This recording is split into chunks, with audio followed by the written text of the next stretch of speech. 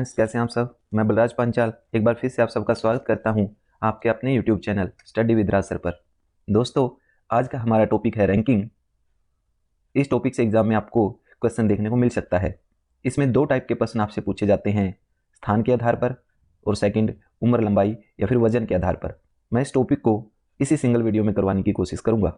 वैसे तो इस टॉपिक को मैं चार्ट के द्वारा कंसेप्चुअली करवाने वाला था, परंतु आपके एग्जाम को देखते हुए इस वीडियो में मैंने क्वेश्चंस को सिर्फ जल्दी करवाने की कोशिश की है। मैं आशा करता हूं आपको वीडियो ज़रूर पसंद आएगी। अगर वीडियो पसंद आती है तो लाइक ज़रूर कीजिएगा। चैनल को सब्सक्राइब करने के बाद बेल आइकन का बटन जरूर प्रेस कर लें ताकि सभी वीडियो का नोटिफिकेशन आपको समय पर मिलता रहे। तो चलिए दोस्तों, चैप्टर की शुरुआत करते हैं और हमारा फर्स्ट क्वेश्चन है, एक पंक्ति में रोहित का स्थान प्रारंभ से 15वां है और अंत से 11वां है। पंक्ति में कुल कितने व्यक्ति बैठे हुए हैं? देखो भाई, एक पंक्ति में रोहित का स्थान प्रारंभ से 15वां है और अंत से 11वां है। उस पंक्ति में कुल कितने व्यक्ति बैठे हुए हैं ये आपको बताना है।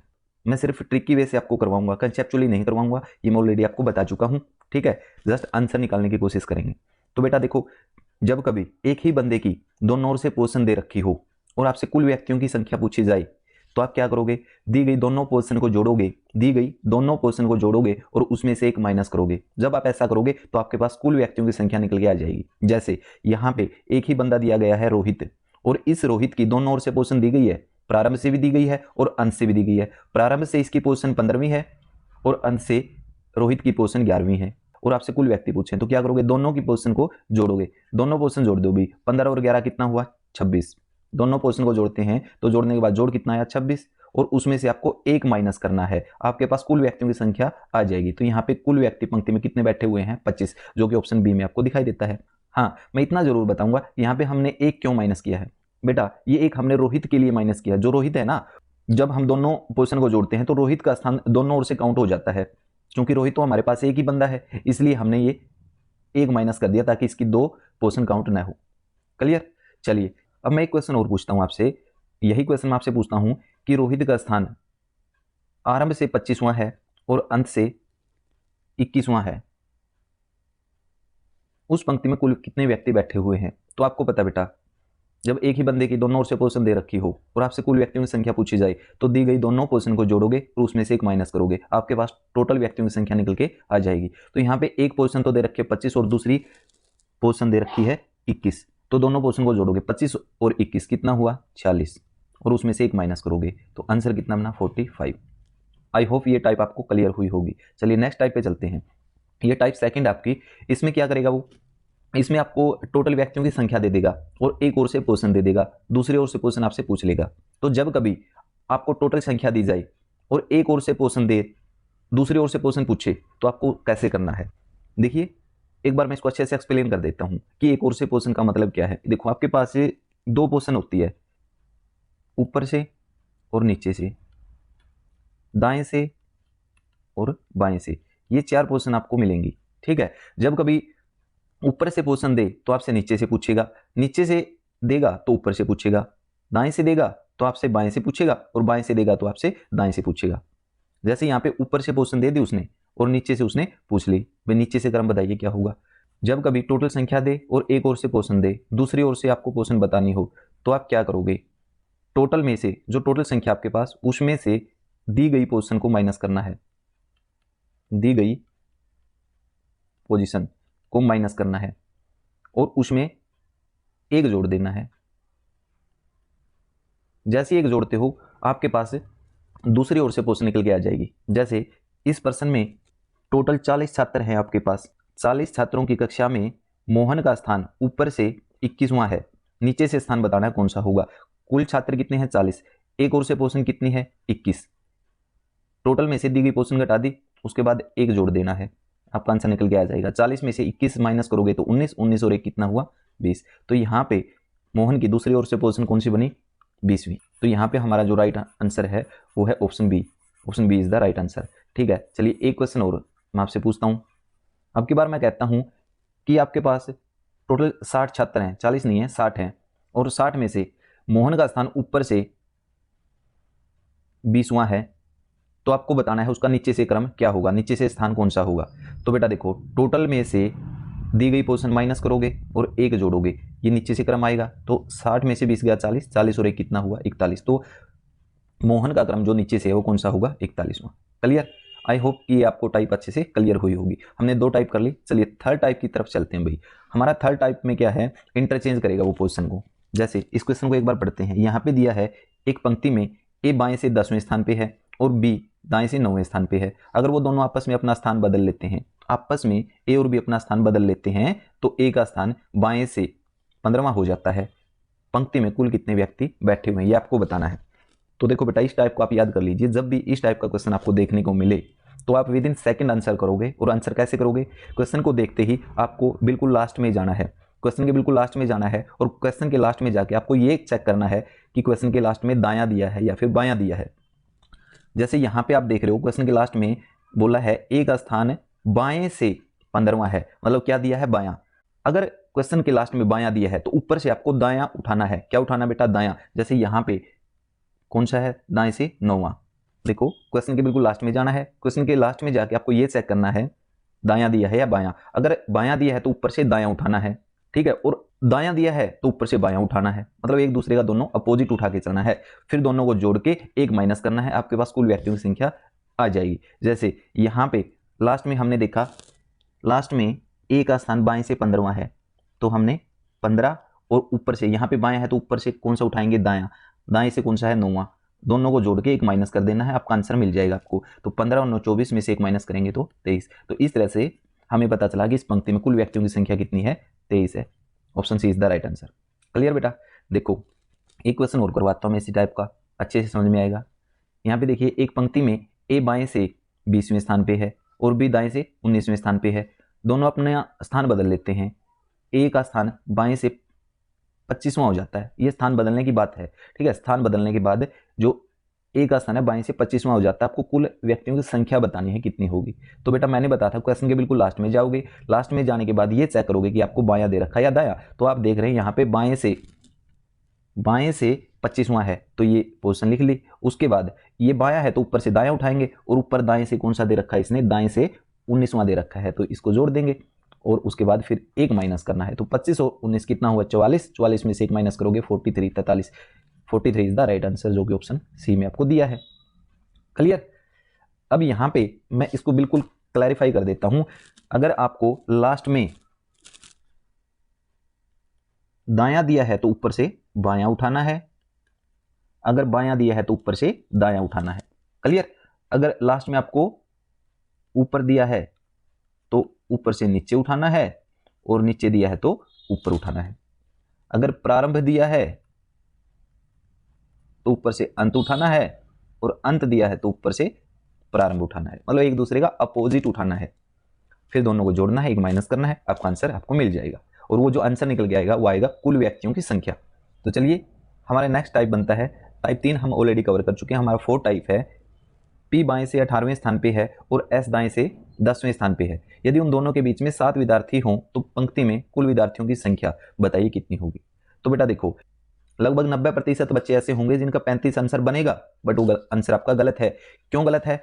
इस चीज को समझिए। देखिए जब भी इस टाइप का क्वेश्चन आपसे पूछा जाएगा उसमें 3 क्वेश्चन बनते हैं बेटा। फर्स्ट क्वेश्चन मैं लिख देता हूं। फर्स्ट क्वेश्चन बनता है पंक्ति में अधिक से अधिक व्यक्तियों की संख्या बताइए।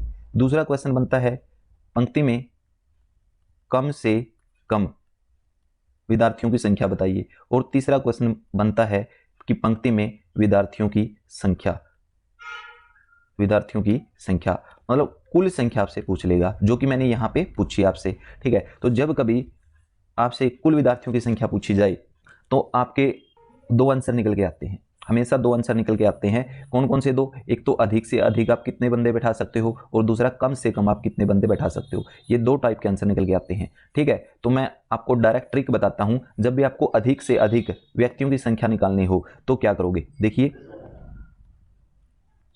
अधिक से अधिक व्यक्तियों की संख्या आपको निकालनी है तो दी गई सारी पोजीशन को जोड़ दो भाई, आपका आंसर आपको मिल जाएगा। जैसे यहाँ पे आपको एक पोजीशन दे रखी है 18, दूसरी दे रखी है 10 और बीच में व्यक्तियों की संख्या दे रखी है 7। इन सभी को जोड़ दीजिए, अधिक से अधिक व्यक्तियों की संख्या निकल के आ जाएगी। जैसे 18 और 10 28, 28 और 7 कितना हुआ? 35। तो इस पंक्ति में अधिक से अधिक हम कितने व्यक्तियों को बैठा सकते हैं? 35 व्यक्तियों को बैठा सकते हैं। क्लियर? दूसरा जो आंसर आएगा वो आएगा कम से कम व्यक्तियों की संख्या आपको बतानी है। तो बेटा जब भी आपको कम से कम व्यक्तियों की संख्या बतानी हो तो आपको क्या करना है, जो पोर्शन आपको दे रखी है, 2 पोर्शन आपको दी मिलेगी, वो 2 पोर्शन आपको उठानी है। जैसे यहाँ पे 18 और 10 2 पोर्शन दे रखी है, ठीक है, उन दोनों को जोड़ना है। तो 18 और 10 को जोड़ोगे तो कितना बनेगा? 28। 18 और 10 को जोड़ोगे तो 28, दी गई दोनों पोर्शन को जोड़ना है और उसमें से बीच वाले विद्यार्थियों की संख्या आपको माइनस करनी है। जैसे यहाँ पे बीच में जितने बच्चे बैठे हुए हैं उनको माइनस करना है। यहाँ पे बीच में कितने विद्यार्थी बैठे हुए हैं? 7। तो बीच वाले विद्यार्थियों की संख्या आपको माइनस करनी है और अपनी तरफ से फिर से 2 माइनस करना है। मैं क्या बोल रहा हूँ? अपनी तरफ से फिर से 2 माइनस करना है। अब ये 2 माइनस क्यों करते हैं बेटा? 2 इसलिए माइनस करते हैं क्योंकि हमारे पास यहाँ पे 2 बंदे हैं, P और S, इनकी पोजीशन हमें माइनस करनी होती है, ठीक है, इसलिए हम एक्स्ट्रा 2 माइनस करते हैं। यहाँ पे मैं आपको ये chapter conceptual with the help of chart समझाऊंगा, परंतु फिलहाल के लिए मैं आपको बता रहा हूँ बेटा डायरेक्ट कैसे करते हैं, क्योंकि आपका जो एग्जाम है वो बहुत नज़दीक है और उसी चीज़ को देखते हुए मैं यहाँ पे आपको सिर्फ क्वेश्चन को अटेम्प्ट करना सिखा रहा हूँ कि जल्दी कैसे करते हैं। तो यहाँ पे आपका जो आंसर बनेगा वो बनेगा बेटा 28 में से 7 माइनस करोगे 21 और 21 में से 2 माइनस करोगे 19। तो यहाँ पे कम से कम विद्यार्थियों की संख्या पंक्ति में कितनी हो सकती है? 19। तो देखो यहाँ पे जब कभी आपसे पूछा जाए पंक्ति में अधिक से अधिक व्यक्तियों की संख्या बताइए तो आंसर बनेगा 35, और जब कभी पूछा जाए कि पंक्ति में कम से कम विद्यार्थियों की संख्या बताइए तो आंसर बनेगा 19, और जब कभी पूछा जाए पंक्ति में विद्यार्थियों की संख्या का मतलब क्या हुआ? कुल विद्यार्थियों की संख्या बताइए। तो देखो हम 35 भी बैठा सकते हैं और 19 भी बैठा सकते हैं। इसका मतलब हमारे 2 आंसर बनेंगे, कौन कौन से? 35 या 19, 35 या 19। अब ऑप्शन को देखिए, यहाँ पे ऑप्शन में आपको 35 भी दिया है और 19 भी दिया है, ठीक है, इसलिए न तो हमारा आंसर 35 बनेगा और न ही हमारा आंसर बनेगा 19। इस क्वेश्चन का आंसर बनेगा कांट बी डिटरमाइन, मतलब ज्ञात नहीं कर सकते। और जैसा आपको पता है जब कभी हमारा आंसर कांट बी डिटरमाइन बनता है उसका आंसर डिपेंड करता है दिए गए ऑप्शंस के ऊपर। जैसे यहाँ पे सी ऑप्शन में कांट बी डिटरमाइन की जगह यहाँ पे आपको दिया है 35 या 19, जो कि आपका एक राइट आंसर है। अगर इस सी ऑप्शन की जगह मैं लिख देता कांट बी डिटरमाइन तो यही हमारा आंसर बन जाता। क्लियर? एक क्वेश्चन और लेते हैं। यहाँ पे देखिए, यहाँ पे बोला गया है P बाएं से 20वें स्थान पे है और S दाएं से 22वें स्थान पे है। यदि उन दोनों के बीच में 18 विद्यार्थी बैठे हुए हों तो पंक्ति में कुल विद्यार्थियों की संख्या बताइए कितनी होगी।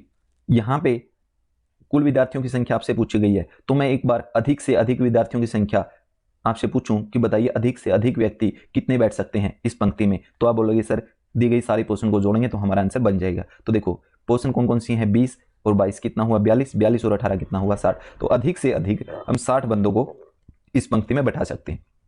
अब दूसरा, अगर मैं आपसे पूछता हूं कम से कम कितने व्यक्ति इस पंक्ति में बैठा सकते हैं, तो हमारा तरीका क्या था बेटा? कम से कम विद्यार्थी कैसे निकाल लेंगे?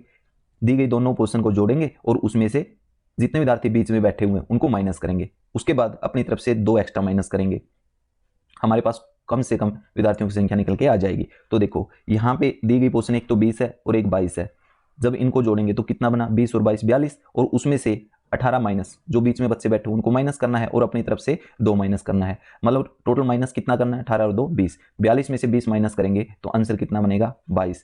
इसका मतलब ये हुआ कि इस पंक्ति में अधिक से अधिक हम 60 बंदों को बैठा सकते हैं और कम से कम हम 22 बंदों को बैठा सकते हैं। पर आपसे पूछा गया है कुल कितने विद्यार्थी बैठ सकते हैं, तो विद्यार्थी तो भाई 60 भी बैठ सकते हैं और 22 भी बैठ सकते हैं। तो यहाँ से हमारा जो आंसर बनेगा वो बनेगा 60 या 22। अब देखो बेटा, आप में से बहुत सारे बच्चे ये सोच रहे होंगे कि सर इसके तो हमेशा 2 केस बनते हैं, एक अधिक से अधिक और एक हमेशा कम से कम। ये 2 केस बनते हैं, पर बेटा हमेशा ऐसा नहीं होता। मैं आपको स्पष्ट रूप से बताना चाहूंगा कि कई बार ऐसा होगा जब हमारा केवल फर्स्ट केस बनेगा, मतलब अधिक से अधिक व्यक्तियों की संख्या ही हम निकाल सकेंगे, हमारा सेकंड केस नहीं बनेगा, मतलब कम से कम विद्यार्थियों की संख्या हम नहीं निकाल पाएंगे। तो उस सिचुएशन में ये चेक करने के लिए कि हमारा सेकंड केस बनेगा या नहीं बनेगा, उसके लिए मैं आपको एक बार बता देता हूँ। यहाँ आपको 2 पोर्शन दे रखे हैं भाई, ठीक है, एक बड़े वाली पोर्शन दी मिलेगी और एक छोटे वाली पोर्शन आपको दी मिलेंगी। आपको ये चेक करने के लिए कि हमारा सेकंड केस बनेगा या नहीं बनेगा, हमेशा छोटे वाली जो पोर्शन है उसमें से 1 माइनस करना है, छोटे वाली पोर्शन में से 1 माइनस करना है, और 1 माइनस करने के बाद जो शेष बचता है यदि वो दिए गए गैप से ज़्यादा है तो आपका सेकंड केस बनेगा, अगर ज़्यादा नहीं है तो आपका सेकंड केस नहीं बनेगा। जैसे यहाँ पे देखिए छोटी पोर्शन कौन सी है 11, 11 में से जब मैं 1 माइनस करूंगा तो मेरे पास कितना बचेगा 10, और जो ये शेष बचता है 10, यदि ये दिए गए गैप से ज्यादा है, मैं क्या बोल रहा हूँ बेटा, दिए गए गैप से ज्यादा है तभी सेकंड केस बनेगा। तो यहाँ पे देखो 10 क्या 10 से ज्यादा है, नहीं है ना, 10 10 से ज्यादा नहीं है, इसका मतलब यहाँ पे हमारा सेकंड केस नहीं बनेगा। और जब हमारा सेकंड केस नहीं बनेगा तो केवल फर्स्ट केस वाला आंसर ही हमारा फाइनल आंसर होगा। और फर्स्ट केस का आंसर क्या होगा बेटा, देखो फर्स्ट केस का आंसर हमारा आता है सारी दी गई पोर्शन को जोड़ देते हैं। तो देखो यहाँ पे 15 और 11 26 और 10 कितना आया 36। तो इस तरह से इस क्वेश्चन का आंसर कितना निकल के आएगा 36। मैं एक बार वापस पीछे वाले क्वेश्चन को दिखाता हूं आपको। अब देखो यहाँ पे देखिए इस क्वेश्चन में सबसे छोटी पोर्शन कौन सी है 22 और 20 में से 20 है। अब दी जो सबसे छोटी पोर्शन है उसमें से आपको 1 माइनस करना है, तो 20 में से 1 माइनस करोगे तो कितना आया 19। मैंने बोला था जो शेष बचता है यदि दिए गए गैप से ज्यादा है तो सेकंड केस बनेगा। तो देखो जो ये 19 है ये 18 से ज्यादा है तो सेकंड केस बनेगा, मतलब इसके दो आंसर आएंगे। क्लियर। इससे पीछे वाला क्वेश्चन जो था वो था, देखो इसके अंदर सबसे छोटी पोर्शन कौन सी है 10। अब 10 में से 1 माइनस करोगे तो शेष कितना बचा 9, और जो ये 9 है आपको दिए गए गैप से ज्यादा दिखाई देता है क्योंकि दिया गया गैप कितना है 7, मतलब दिए गए गैप से ज्यादा है ना, तो दिए गए गैप से जब भी ज्यादा आए तो आपका सेकंड केस बनेगा। क्लियर भाई। तो ये टाइप आपका क्लियर हुआ। चलिए अब नेक्स्ट टाइप करते हैं। यहाँ पे देखिए बेटा, यहाँ पे इस टाइप का क्वेश्चन आपसे पूछ लिया जाता है एग्जाम के अंदर।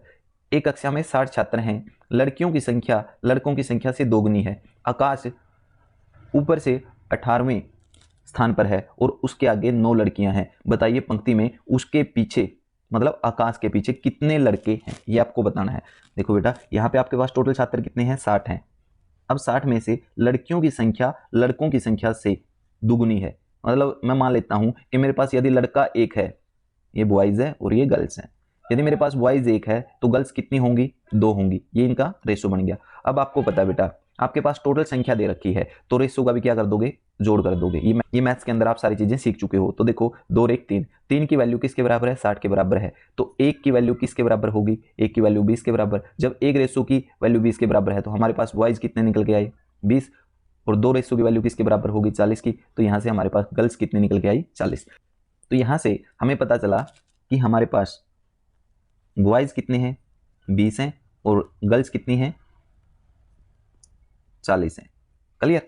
अब देखिए क्वेश्चन में दिया है आकाश ऊपर से 18वें स्थान पर है।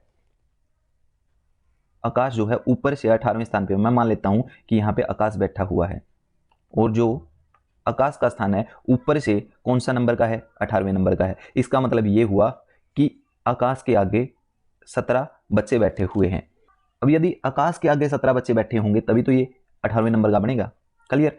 आगे दिया गया है उसके आगे 9 लड़कियां बैठी हुई है। अब देखो उसके आगे टोटल कितने बंदे बैठे हुए हैं, आकाश के आगे 17 बंदे बैठे हुए हैं जिसमें से 9 जो हैं गर्ल्स हैं। अब ये जो 17 बच्चे हैं इनमें लड़के भी हैं और लड़कियां भी हैं। अब 17 में से वो बोल रहा है कि 9 लड़कियां हैं, तो हमें पता चला लड़के कितने हैं, कितने होंगे, लड़के होंगे बेटा 8, बॉयज कितने हुए 8। आपसे पूछा गया पंक्ति में उसके पीछे, मतलब आकाश के पीछे कितने लड़के बैठे हुए हैं। अब इस पंक्ति के अंदर टोटल कितने बॉयज हैं, अब बोले सर 20 बॉयज हैं। 20 में से 8 लड़के आकाश के आगे बैठे हुए हैं, एक लड़का आकाश खुद है, तो आकाश तक टोटल कितने लड़के हुए हमारे पास, आकाश तक लड़के हुए 9। ठीक है। और पूरी पंक्ति के अंदर लड़के कितने बैठे हुए हैं 20। अब 20 में से 9 जो हैं आकाश तक बैठे हुए हैं, तो आकाश के नीचे कितने बैठेंगे 20 - 9, मतलब 11 लड़के ऐसे हैं जो आकाश के पीछे बैठे हुए हैं। ठीक है। तो हमारा आंसर क्या बनेगा बेटा, option B is the right answer. ये बेटा सेकंड टाइप का क्वेश्चन आपका। ठीक है। एक टाइप में ऑलरेडी कवर करवा चुका हूं। इस टाइप में आपको उम्र, लंबाई, वजन एटसेट्रा के आधार पर क्वेश्चन दिए जाएंगे। ठीक है, जैसे आप इसमें देख भी पा रहे होंगे। तो इस टाइप को करने के लिए आपको एक सिंबल का यूज करना है, और सिंबल कौन सा हुआ, ये वाला। आपको पता है ये वाला जो सिंबल है वो है बड़े वाला और ये छोटे वाला। आप चाहे लंबाई की बात करो, आप चाहे उम्र की बात करो या फिर वजन की, आपको सिर्फ इसी सिंबल का यूज करना है। कैसे करना है, जैसे मैं आपसे कहूं कि सीता गीता से लंबी है, सीता जो है गीता से लंबी है, तो बेटा सीता लंबी है तो इसका जो फेस होगा सिंबल का इस सीता की तरफ करना है, और किससे लंबी है, ये गीता से। क्लियर। अगर मैं आपसे कहता हूं गीता नीता से बड़ी है, गीता नीता से बड़ी है तो बेटा देखो गीता जो है नीता से बड़ी है, तो आपको इस तरह से सिंबल का यूज करना है। अगर मैं आपसे कहूं राम का वजन श्याम के वजन से कम है, राम का जो वजन है श्याम के वजन से कम है, तो फिर देखो राम का वजन कम है तो ये वाला सिंबल यूज करेंगे। क्लियर? तो चलो अब इस क्वेश्चन को करते हैं बेटा। ये टाइप HSSC के एग्जाम में देखी गई है भाई, अब इसको थोड़ा सा अच्छे से समझ के करोगे, यहाँ पे हो सकता है आपको एग्जाम में क्वेश्चन देखने को मिले। क्वेश्चन हमारा सचिन, कमल, मोहन, अरुण और राम 5 मित्र हैं। सचिन कमल से लंबाई में छोटा है, सचिन कमल से लंबाई में छोटा है किंतु राम से लंबा है। चलो सचिन जो है कमल से लंबाई में छोटा है, कमल से छोटा है तो ये वाला सिंबल होगा, किंतु राम से लंबा है, सचिन जो है राम से लंबा है। अब राम से लंबा है तो फिर यहाँ पे कौन बन जाएगा? राम, और लंबा है तो ये वाला सिंबल यूज करेंगे। क्लियर? आगे मोहन सबसे लंबा है, अब मोहन सबसे लंबा है तो मतलब यहाँ पे तो मोहन आएगा। अरुण थोड़ा छोटा है कमल से, अरुण जो है कमल से छोटा है, यहाँ पे देखिए अरुण कमल से छोटा है तो मतलब कमल की तरफ फेस करेंगे इस सिंबल का। अरुण थोड़ा छोटा है कमल से और थोड़ा लंबा है सचिन से, अरुण जो है सचिन से लंबा है, अब सचिन से लंबा है तो यहाँ पे कौन बन जाएगा? सचिन बन जाएगा।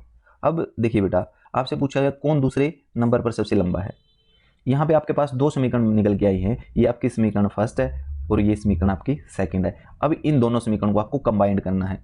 अब जैसे ही कंबाइंड करोगे आपका आंसर निकल के आ जाएगा। देखिए यहाँ पे आपको पता है मोहन सबसे लंबा है, मोहन के बाद क्या है? यहाँ पे देखो कमल है, यहां तक तो सही था कमल। अब कमल के बाद कौन आएगा? अरुण आएगा, तो यहाँ पे देखो सबसे लंबा कौन है? मोहन, मोहन के बाद कौन है?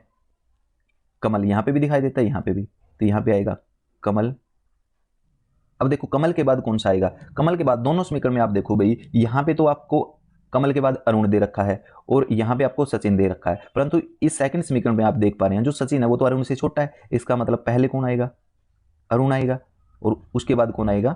सचिन आएगा, और सचिन के बाद कौन आएगा? देखो यहाँ पे सचिन के बाद आएगा राम। तो यहाँ पे आप देख पा रहे हैं सबसे लंबा कौन है? मोहन, सबसे छोटा कौन है? राम।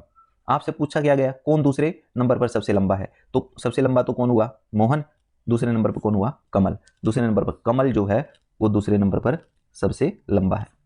चलो एक क्वेश्चन और करते हैं। सीता कणिका से आयु में बड़ी है, सीता आयु में बड़ी है कणिका से, सीता बड़ी है कणिका से। ईला कणिका से बड़ी है, ईला बड़ी है कणिका से, यहाँ पे ईला बड़ी है कणिका से, ईला बड़ी है कणिका से लेकिन सीता से छोटी है। ईला जो है कणिका से तो बड़ी है पर सीता से छोटी है। अब सीता से छोटी है तो सीता मतलब बड़ी है, ठीक है। आगे है चंपा मानस और कणिका दोनों से छोटी है, कणिका मानस से बड़ी है, कणिका है वो मानस से बड़ी है, और चंपा मानस और कणिका दोनों से छोटी है। अब चंपा इन दोनों से छोटी है तो चंपा यहाँ पे आ जाएगी। अब ये समीकरण आई हैं आपके पास निकल के, ठीक है 3। अब इन तीनों को आपको कंबाइन करना है, जैसे ही कंबाइन करोगे आपको पता चल जाएगा कि सबसे बड़ी कौन है या सबसे छोटी कौन है। तो देखो बेटा इन तीनों समीकरण में आपको यहाँ पे कणिका मिली, यहाँ पे मिली और यहाँ पे मिली, तो यहाँ पे एक बार मैं कणिका लिख देता हूँ और कणिका के बाद आपको दिखाई देता है देखो यहाँ पे मानस, तो यहाँ पे आ गया आपका मानस, और मानस के बाद यहाँ पे चंपा। क्लियर? मतलब ये हमारी कंप्लीट हुई। उसके बाद देखो कणिका के बाद आपको 2 बंदे दिखाई देते हैं, एक तो ईला दिखाई देती है और एक देती है सीता। कणिका के बाद एक तो सीता दिखाई देती है और एक ईला दिखाई देती है। अब कणिका के बाद यहाँ पे ईला को बैठाओगे या सीता को, तो यहाँ से पता चला इस सेकंड समीकरण से कि जो सीता है वो ईला से बड़ी है, सीता ईला से बड़ी है, तो यहाँ पे कणिका के बाद किसको बैठाओगे? ईला को बैठाओगे, क्योंकि सीता तो ईला से बड़ी है और यहाँ पे सीता बैठ जाएगी। तो यहाँ इस समीकरण से हमें स्पष्ट पता चलता है कि जो सबसे बड़ी है वो सीता है और सबसे छोटी जो है वो चंपा है। अब क्वेश्चन पूछा गया आपसे सबसे छोटी कौन है, तो सबसे छोटी कौन है? शैम्पा। कौन है बेटा? शैम्पा। तो चलिए दोस्तों, आज के लिए इतना ही काफ़ी है। ये चैप्टर आपका कंप्लीट हुआ। आशा करता हूँ वीडियो आपको पसंद आई होगी। यदि पसंद आई तो प्लीज़ लाइक ज़रूर कीजिएगा, अपने दोस्तों के साथ शेयर कीजिएगा, चैनल को सब्सक्राइब कीजिए। तो मिलते हैं नेक्स्ट वीडियो में, तब तक के लिए take care, bye bye, thank you so much, have a nice day.